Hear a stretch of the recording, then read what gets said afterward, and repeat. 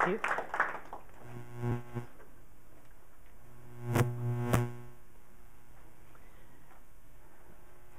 Good morning, fellow Toastmasters.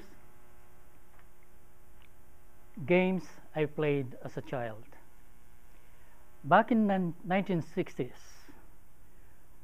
what we do in the evening is we go out of the house. We're encouraged by our parents because they do to go out of the house to socialize with our neighbors in the village.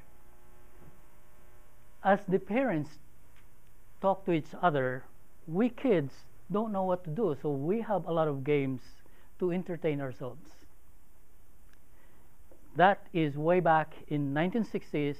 It's the same game that's played today by children in the Philippines, only in the iPad. Now, what are the games that we played? I listed some of them here for your, so that you would be able to read it and not misunderstand me when I mention them. Patintero, Tumbang Preso, Siyatong Sipa Pico. Sipa, that is a very good example because I want to win the games always. But in this game, Sipa is not my strength. You see this in the TVs, probably soccer games where the football players play with their foot and get this ball up and down. We use the bamboo woven ball instead of the soccer ball. And this is how I play it. So I'm not good at it. So as you can see, sorry about that. Sorry about that.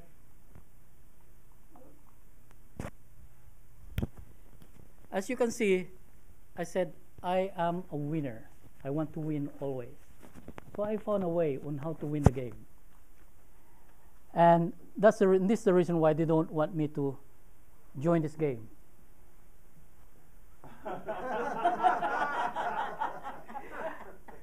They don't like me in that game. Now for today, I'm going to explain to you how we play Patintero. This is similar to the tag game here in the United States. Somebody's guarding you, and you have to pass through that person without being tagged. This is a group game. Let me explain to you first the mechanics of the game, the grid, the playing grid. In the Philippines, when we go out in the evening, we normally converge along the highway. Now, in the village, 7 o'clock, you can find no more vehicles passing through your highway, two-lane highway, asphalted road. So we are there. What we do is, this is the grid. This is the highway.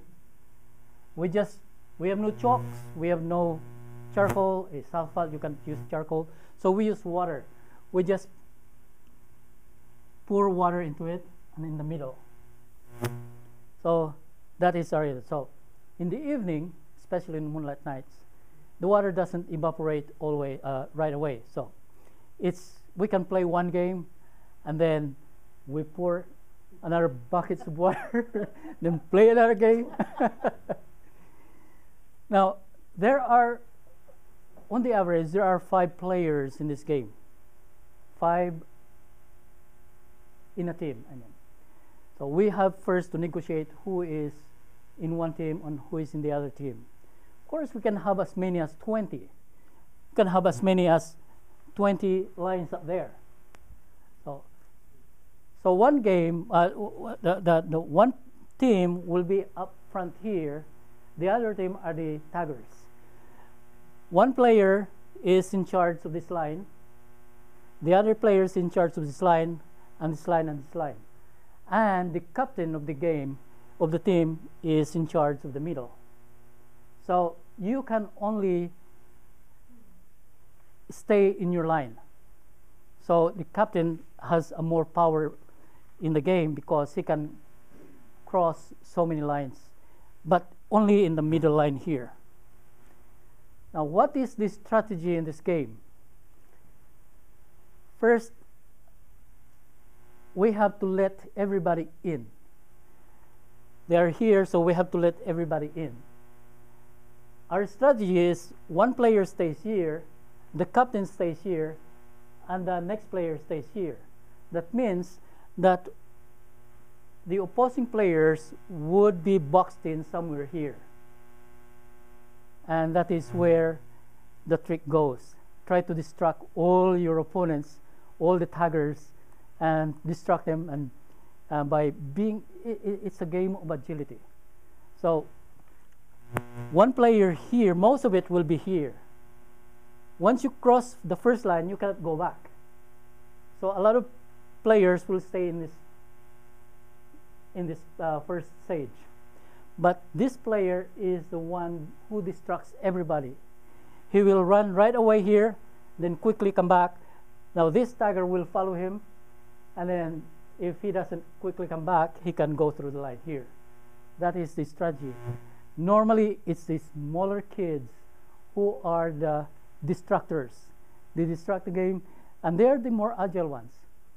And they're more difficult to tag, especially if you're tall and the kid just passes through under your arms like that. It will be difficult to tag them. Now, of course, we're required also to put our arms crossed. Now, the object of the game is to, the 5 players here go through up to the end and come back. And come back. Now, once you are tagged, you are out of the game. That means if one is tagged, there are 4 players left. Now, normally, there's always hope, because even if there's only 1 player left, as long as he can come back here, then the rest of the tag players can go back to the next game. So that's what we call a save. You are saved into playing the game again. And so that's how the game is played. And that is the strategy. How do we settle disputes? That is the crucial thing. The parents don't really care. We have to settle it among ourselves. And it's an honor system. Like, if you're tagged, no, you did not. You did not tag me. No, you're tagged. You didn't tag me. And then the 2 captains talk to each other and then, yeah, I saw. I mean, they agree. Eventually, sometimes the parents get themselves involved, but we tell them, no, don't get involved here. But eventually, we resolve these disputes amicably as possible. Now, there's another version here. This is for children. This is a version among the adults. Now, this version among the adults is what we call surrender yourself or else. This is how they settle their disputes. For example, an adult says, you're tagged. No, you're not. So the player will hug him. See, you're tagged. No, I'm not. And then they up to the part where they wrestle. And the first person to surrender loses the dispute.